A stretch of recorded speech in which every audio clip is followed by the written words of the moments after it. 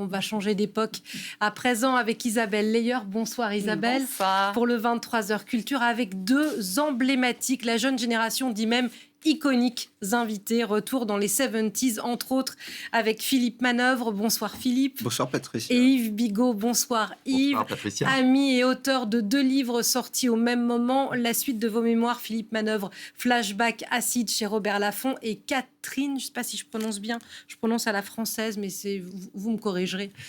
Chez Encre de Nuit pour Yves Bigot, Philippe Manœuvre, journaliste, écrivain, spécialiste du rock. Yves Bigot, entre autres, évidemment, entre autres talents. Yves Bigot, fan de musique aussi, journaliste aussi, accessoirement à la tête de TV5 Monde. Sans verser dans la nostalgie, à tous les deux, moi, en lisant vos 2 livres respectifs, en tout cas en les parcourant intensément, je trouve qu'on se prend un vent de liberté dans la figure par rapport à l'époque actuelle et ça fait un bien fou. Est-ce que quand vous avez écrit, Yves, Philippe, quand vous êtes replongé dans tout ce que vous avez vécu, vous vous êtes dit mais les portes, les fenêtres, les têtes étaient ouvertes vraiment à grand vent, quoi. Moi, on m'a dit, un lecteur, comme je raconte dans la préface, m'a dit on ne pourrait plus parler de ces histoires de drogue parce que je n'en parlais pas du tout dans le premier volume rock.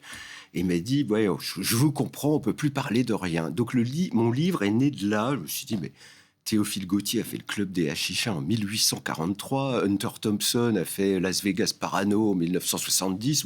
On est en 2021, ça va, quoi. On peut continuer. Ça relève d'une littérature toxique, balisée. Enfin, voilà, je m'excuse même d'être aussi ancien, quoi. Mais plus j'écrivais le livre, plus je me disais... Oui, je sentais bien que je racontais des aventures qui seraient impossibles à vivre aujourd'hui, quoi. Ouais. Yves Bigot, même sentiment ? Alors, c'est même la raison pour laquelle j'ai voulu écrire ce roman. C'est par contraste avec la vie qu'on a aujourd'hui, puisque ça se déroule entre l'été 1966 et l'été 1968. C'est l'histoire d'une jeune néerlandaise qui elle-même a entre 16 et 18 ans. Donc, il faut prononcer Catherine, donc puisqu'elle est néerlandaise, donc Isabelle parle le maîtrisait parfaitement cette langue. Et vraiment, l'idée, c'était ça.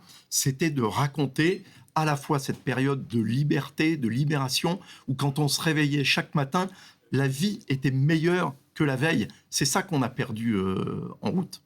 Isabelle. Ouais. Philippe Manœuvre, donc effectivement, c'est votre biographie. Alors celle-là, elle est vraiment non censurée. On parle de sexe, drogue, rock'n'roll.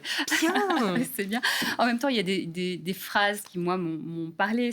Vous avez dit, en 43 années de rock, j'en ai vu des trucs. Et il y a un musicien qui vous a dit, mais notre métier, en fait, c'est un des métiers les plus dangereux du monde. Oui. À cause, justement, de... Oui, parce que c'était le guitariste des Scorpions. Il disait, on est sur une corde fine. D'un côté, il y a de la drogue. De l'autre côté, il y a de l'alcool. Au milieu, il y a les filles. Et donc, nous, on doit rester sur la corde, avancer à toute vitesse, prendre un peu de drogue, un peu de filles, un peu d'alcool. Voilà, mais jamais tomber. Ouais. Et c'était un joli conseil. Je me suis permis de remettre dans le livre, tous les conseils qu'on m'a donnés, qui m'ont fait usage, genre ne jamais passer... Enfin, la seule bêtise que j'ai pas fait avec les drogues, c'est de passer une frontière avec. Voilà, c'est des petites phrases. La base. Voilà, ça suffit, quoi. Votre livre, il regorge vraiment d'anecdotes sur toutes ces années. Quand on va à la page 15, je prépare l'émission avec Patricia, et page 15, qu'est-ce qu'on voit ? Philippe Manœuvre qui parle d'Yves Bigot. Alors, on avait dit qu'on ne disait pas ça, mais il va le lire. Non, allez-y Isabelle, c'est drôle. C'est drôle, et en plus, donc, il y a plein d'anecdotes incroyables. Oui, parce qu'on a fait la campagne de Russie ensemble. Voilà, on est parti en 88 avec les Scorpions qui donnaient à Moscou. Normalement, ça devait être à Moscou, puis en fait, on a été déportés à Saint-Pétersbourg, Leningrad à l'époque, les premiers concerts de métal en Union soviétique. Avant que avant la chute du mur de Berlin. 2 ans avant la chute du mur.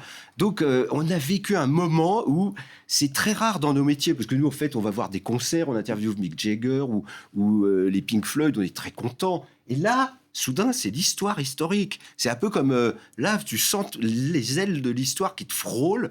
C'est très rare. Mais pardon Philippe, moi j'ai trouvé aussi, en le regard de la journaliste d'actualité, qui avait l'histoire aussi dans votre bouquin, parce que là on sent dans l'ex-URSS que le rock, vous dites il y a les fans d'un côté, il y a l'armée russe derrière qui a peur des débordements. Ouais. Quand vous partez interviewer Bowie plusieurs fois et qui vous dit mais Philippe, non, vous êtes avec votre fille, je crois, vous regardez la manif pour tous et votre fille vous dit ou votre compagne, je ne sais plus que penser, quoi penser, et vous citez David Bowie qui disait voilà, il a tellement fait pour accepter la différence que la question ne se pose même plus. Donc voilà. La musique, le rock politique à l'époque, un manifeste politique aussi. Oui, c'était bien sûr, parce que tous ces musiciens, ils n'étaient pas séparés du monde, ils faisaient partie de notre monde, ils avaient des rêves, ils avaient eux aussi, et on s'est tous bagarrés pour ces rêves fabuleux qui venaient de l'époque psychédélique de 1966-67.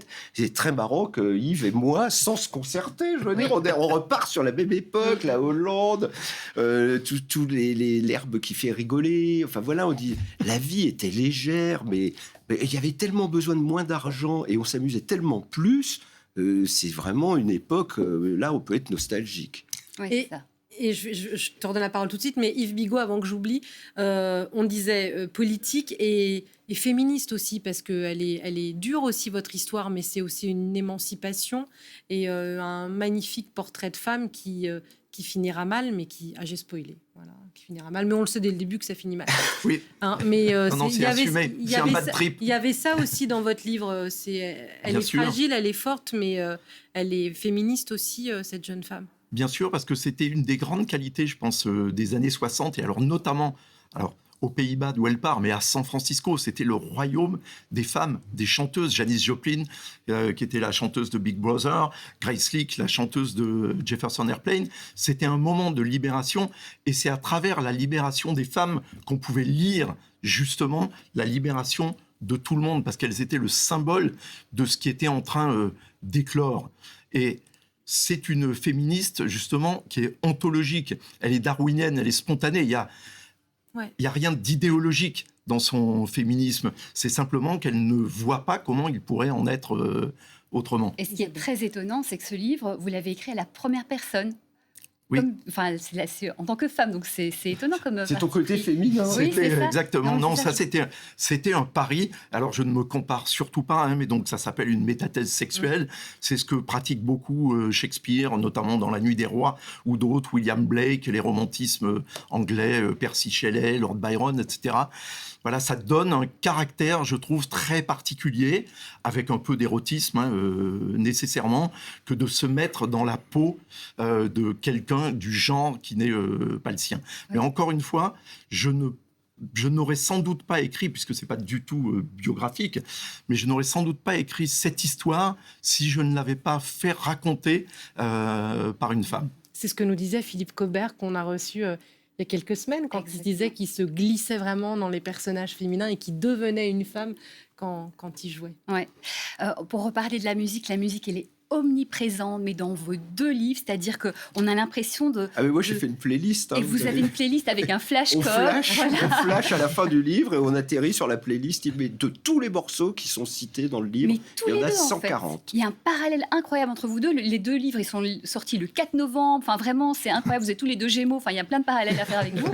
Mais cette musique, on lit, on l'a en tête et on se dit finalement que la musique... Cette musique-là, elle a changé le monde à ce moment-là. Bien sûr, oui, elle a arrêté la guerre du Vietnam. Après, les artistes américains ont arrêté le nucléaire aux États-Unis avec les fameux concerts de No Nuke après la catastrophe de 3 Mile Island. Donc, oui, le rock a fait libérer Mandela.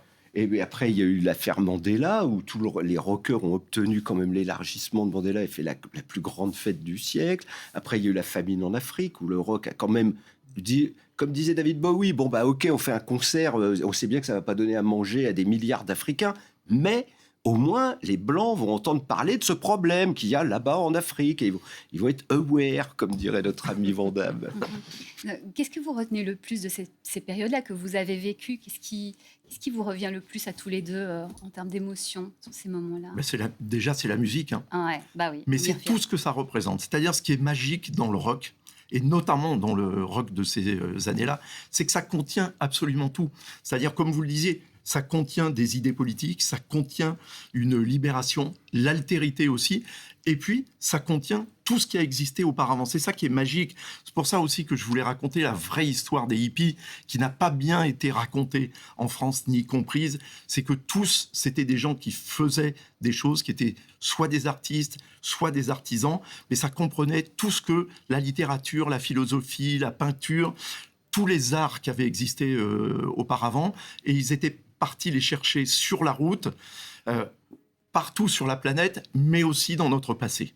Merci beaucoup Yves Bigot, merci Philippe Manœuvre. C'était un plaisir de vous avoir, messieurs, pour respirer et parler aussi d'actualité à la fin de ce 23h. Merci Isabelle d'avoir accueilli nos invités avec moi.